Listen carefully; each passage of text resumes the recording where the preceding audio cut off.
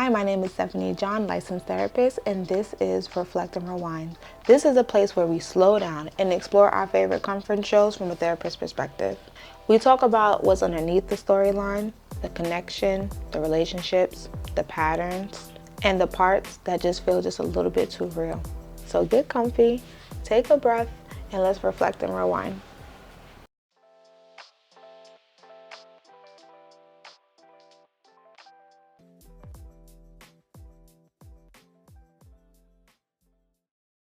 We open up with episode 2 of Being Mary Jane. And all right, so you may hear my kids in the back. It is what it is. What we gonna do? What we gonna do? So this episode is called Storm Advisory, and a storm it is. This episode mainly reflects on Mary Jane in her friendship relationship with Lisa, and it touches on depression. It also touches on Mary Jane in the work space, and then Mary Jane in her love life. So we're going to start with Mary Jane and really Lisa's struggle with depression. We come in and we see Mary Jane looking like a whirlwind, trying to get inside of this house, and she finds her friend.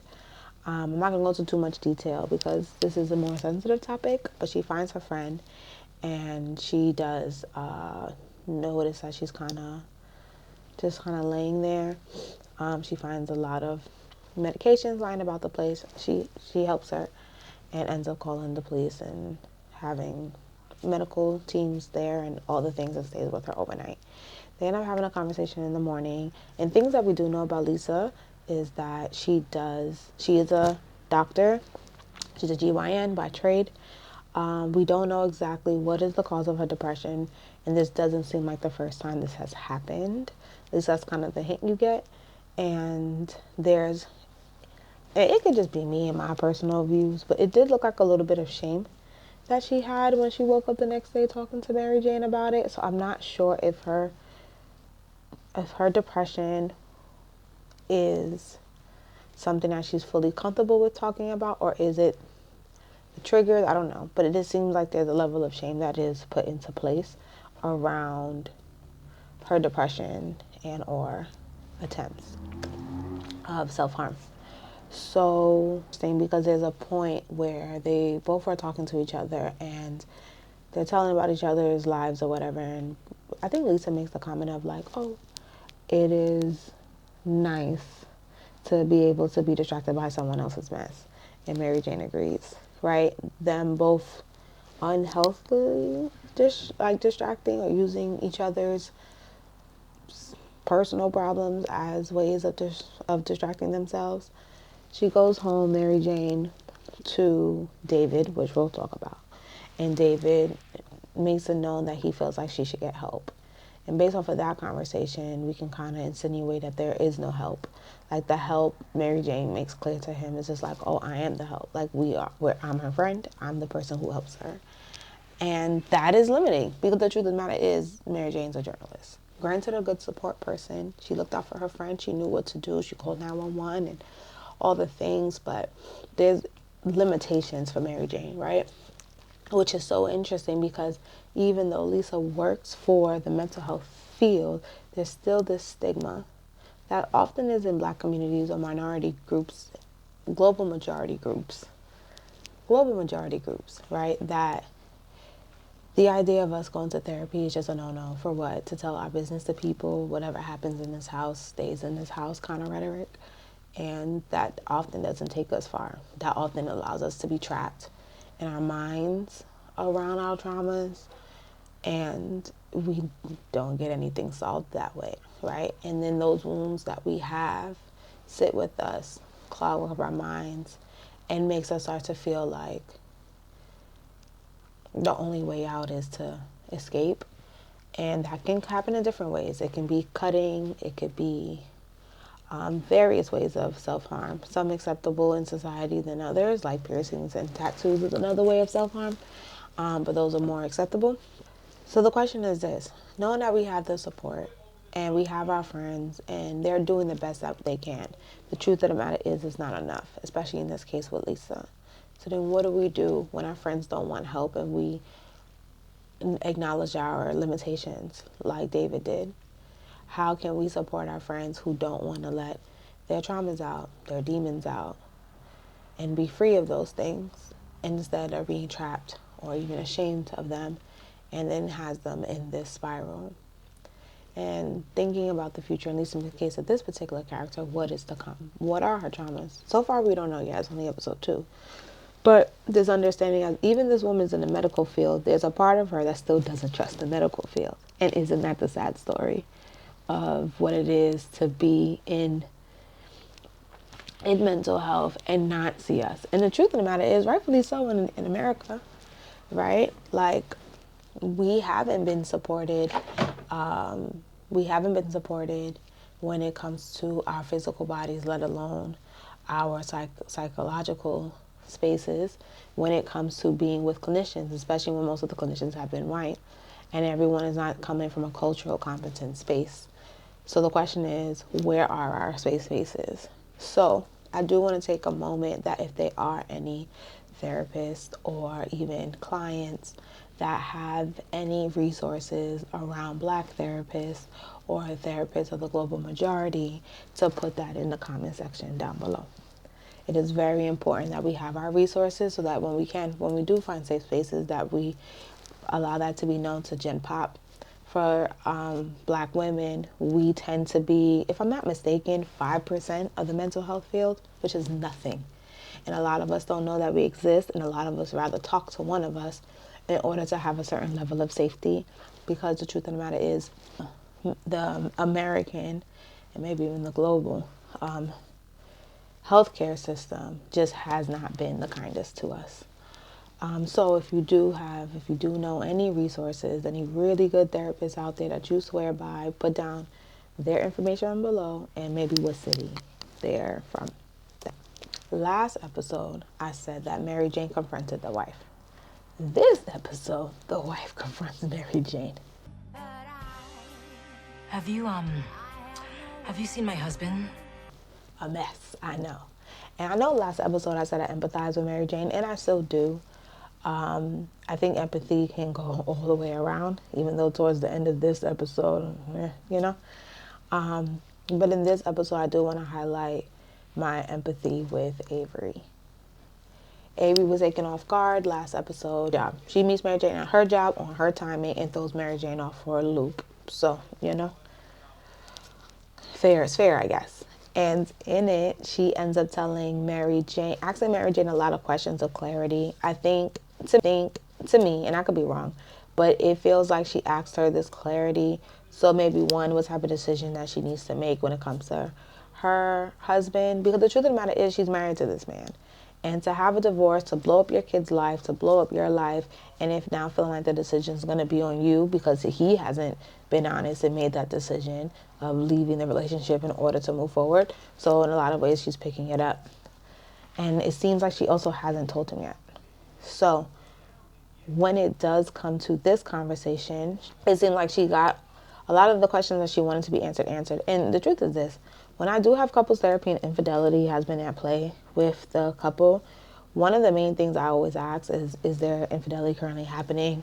And for them to give me a storyline of, one, their love story, but two, like the infidelity timeline of things to feel how recent and how the person found out. Then with that being said, the person who did step out, I am asking of them to be completely honest with their partner moving forward so the partner can make the proper decision on their behalf. And by the other person keeping in the information, they're not doing right by the relationship, let alone the partner. And oftentimes the person doesn't want to say anything because they're scared of losing them. But then isn't that the thing that we gave up? We gave up when we decided to cheat or to step out. We gave up the control, or we gave up really our say in how our partner gets to react and if this relationship gets to continue, right? And then oftentimes in In infidelity, it's rarely the act of the infidelity, and it's often more stuff that was happening in her background, things that never got addressed that ended up being the problem. So I wonder for this couple, if they were to finally meet, if there's chance for redemption, if there's a chance for this couple to kind of like continue their story and not have to blow up their kids' lives. Because I can imagine for Avery, that is probably one of her worst nightmares. Not only for herself, but also having to have this conversation with her children. And what does that mean for her? And the truth of the matter is, I feel for Avery. She shouldn't have to choose if this relationship works or works out. She shouldn't have to choose to even have to go to Mary Jane and confront her before she even decides, I guess, to confront her husband. She shouldn't have to do that. You know, like, they put her in a terrible position. The life that she thought she had is actually not the life that she had. Not giving her the dignity to know beforehand that this wasn't working out and going about their ways. Now she's in this spot where she has to assess, do I stay or do I go? And is infidelity enough for me to decide to leave? Now, when it comes to Mary Jane and her love interest, we see David from the past and we see Andre in the current. Now, what's interesting about these two people is that David and Andre, for different reasons, seem to have chosen her second, right? David seems to have like someone else just kind of like on call for him at some point in time.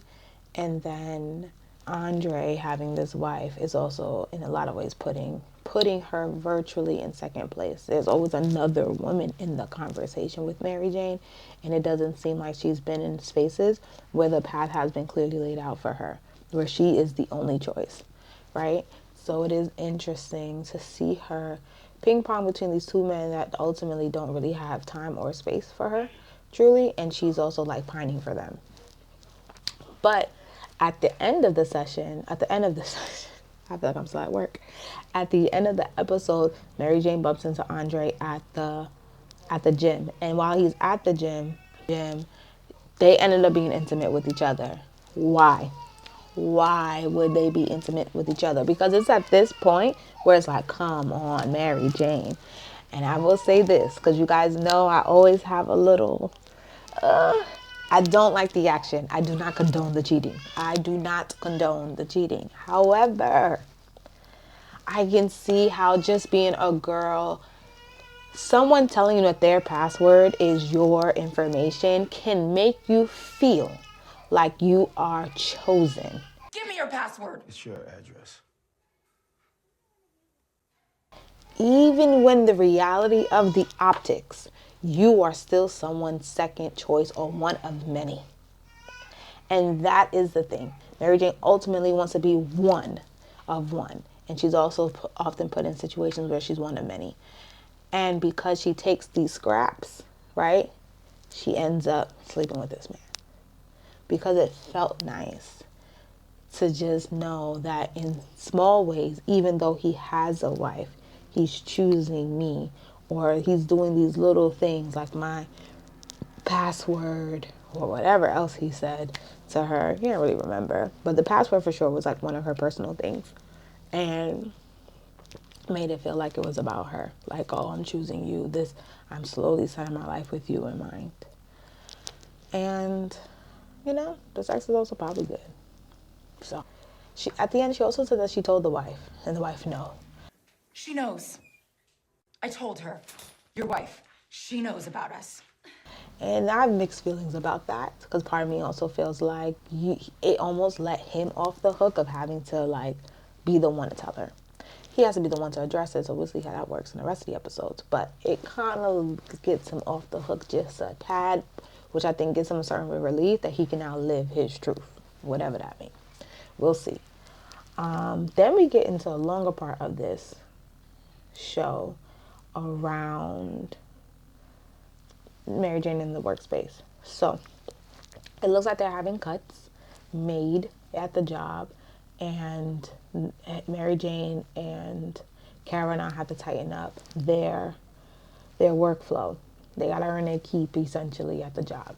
And there's a storm happening, hence the title. And with the storm, Mary Jane now has to, well, let's go back. With the storm, Mary Jane and Kara are now having to stay at the job.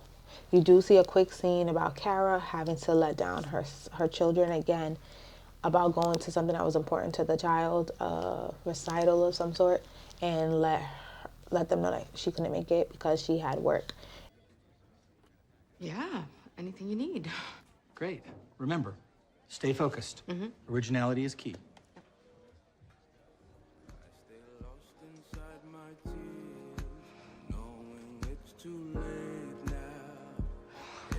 Here I go, breaking the boy's heart again. And the truth of the matter is, could she have chose something different? If she wasn't so career driven, could she have chosen something different? And as a woman, that level of pressure, feeling like you're breaking a child's heart, do men tend to feel when the shoe's on the other foot? You know? I don't know, and I could be wrong. I don't know. Men, you tell me. You tell me in the comments. When you have to tell your child that you can't make it to something, do you personally feel the burden of, I'm letting them down again, but I have to do this? And then what in you makes a decision to do the work thing over the kid thing? Is there a balance of when you say yes sometimes and say no other times? In this situation, it looks like Kara may be too work driven. And how often, it seems like it's been very often that she had to tell her boys no due to work. Right? And she would have to make amends for that. At some point, I can imagine in the future she would have to speak to that. And oftentimes, kids just want our presence, right? And at times, we may have to say no to work, but the bill still got to be paid. They just had these cuts. I don't know. I don't know what would have been truly the right call for Kara, considering all of the things that was happening around this very particular instance. And it must be hard, right, to be a businesswoman, a career woman, and also want to raise your kids. So then we have the shoot itself, and Kara wants to do this particular newscasting this particular way, and Mary Jane doesn't agree. It borderlines unethical, maybe immorality, and because it was a hurricane, they basically left a camera with a family and basically watched what has happened. But when the camera stopped working during this hurricane, it just felt very end of the world. Something really bad happened to them. Okay, and which made me think about when it comes to the news, right? As these two women reporters of the global majority, when it comes to the news, are there ways to do ethical stories around humanity? I don't know the answer to the question, but it often made me think about watching this scene about the documentary of New Orleans and how they depicted these groups of people on the news at that time frame, and how unsavory it was, immoral in a lot of ways, and it was written a very particular way to deliver a very particular message, even if untrue. Even if untrue. And the idea that you're watching people suffer, like Mary Jane did, and she didn't want to, but even though she was watching this family stick out through the storm, put themselves in harm's way, and record it, like at what point do we turn off the TV? At what point do we not air stuff, even though it's good TV? As Kara yelled, like, oh, we're going to win an Emmy. We just won an Emmy. Great job, people. Yes. It felt a little icky, and maybe because the New Orleans documentary was very recent, that it just feels very new. And I'm just like, ooh, I don't know. Like, what is the line of morality and like ethics around these things? And then at what point do you stop using people for certain things? And to be honest with you, this is also why I kind of, for the most part, really want to stay away from even reality TV shows or stuff like that. Like, I want to stay away from those things because for me, it feels a little icky to talk about people's real lives and I don't know the whole story or have a chance to really talk to them. For me. Versus these fictional characters, it is what it is, right? Like, this don't have nothing to do with nothing, but it does impact us just the same. And we also have more data, more backstory, more forward story. We can rewind a million times over to get a sense of what was going on versus someone's real life, right? So like, at what point do we like shut off the cameras and start to actually deal with people's real lives and make sure that people are safe and that we're not, for the job, willing to do anything, right? Lose our families and use people for ratings, for likes, you know? I don't know the answer to the question. I don't know the answer.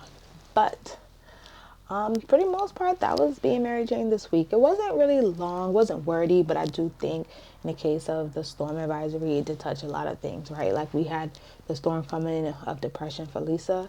We had the storm of Avery, Hurricane Avery running around.